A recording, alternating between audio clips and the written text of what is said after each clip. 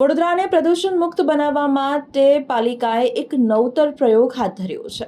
50 ફૂટ સુધી પાણીનો છંટકાવ કરતા મશીનનો આજે ડેમો કરવામાં આવ્યો હતો।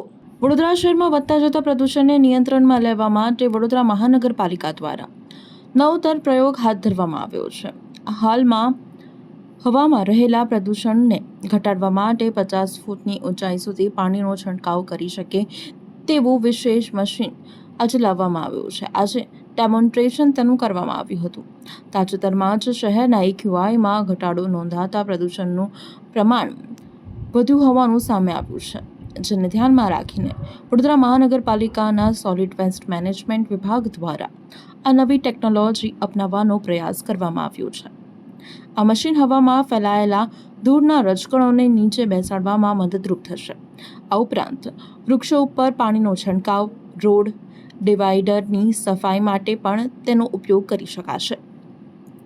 આજના ડેમોન્સ્ટ્રેશન દરમિયાન deputy municipal commissioner VM Rajput, solid waste management વિભાગના અધિકારી સ્વપ્નિલ શુક્લ સહિત પાલિકાના અન્ય અધિકારીઓ પણ હાજર રહ્યા હતા। પાલિકા દ્વારા જણાવવામાં આવ્યું છે કે જો મશીન ઉપયોગી સાબિત થશે તો પ્રાથમિક તબક્કે આવા 4 વાહનો ખરીદવામાં આવશે અને શહેરના 4 ઝોનમાં કાર્યરત કરવામાં આવશે।